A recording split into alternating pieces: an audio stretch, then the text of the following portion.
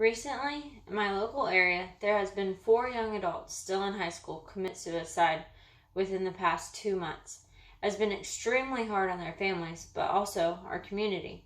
My sister had a boyfriend in high school who committed suicide. Therefore, every time I hear about a suicide, especially one of a teen's, it really hits home for me.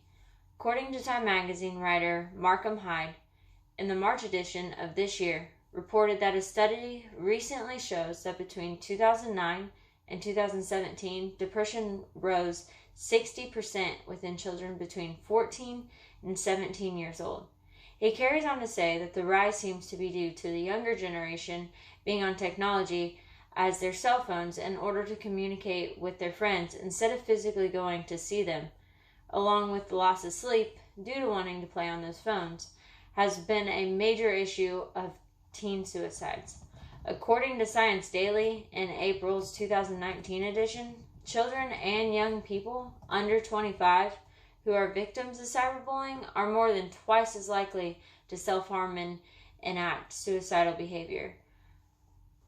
As more of the younger generation have access to technology, the amount of bullying that is happening online is increasing, meaning that bullying never stops past the school door as bullying once did. Kids used to be able to feel safe at home once they leave the school grounds, but with cyberbullying, that is no longer the case. Limiting technology throughout a child's life is something that a parent should be focused on. Florida State University's profound professor, Robert O. Lawton, who has written multiple clinical psychology journals, released that new research stated screen time should be considered a modern-day risk factor for depression and suicide, whether that is restricting how much they are on their devices or what they are allowed to be on. As children grow, I understand there is a time to release them a little bit. However, according to Parents.com, there are multiple ways in order to monitor what your child is going to on their phone with or without their knowledge.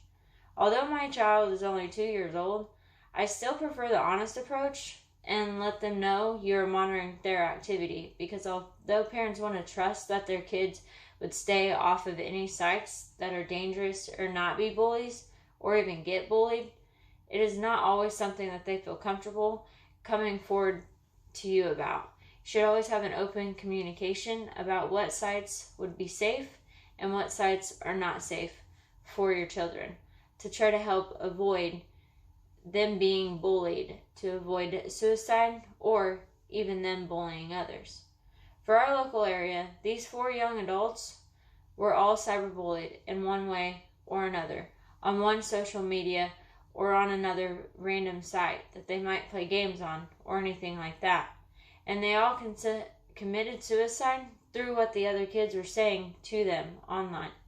I'm not saying that monitoring screen time for the boys that are now passed on or monitoring the kids on the other end would have completely avoided these tragedies. However, with teen and young adult suicides climbing, anything we as parents can do to save a child's life, either your own or somebody else's, needs to be done and taken completely serious. Thank you.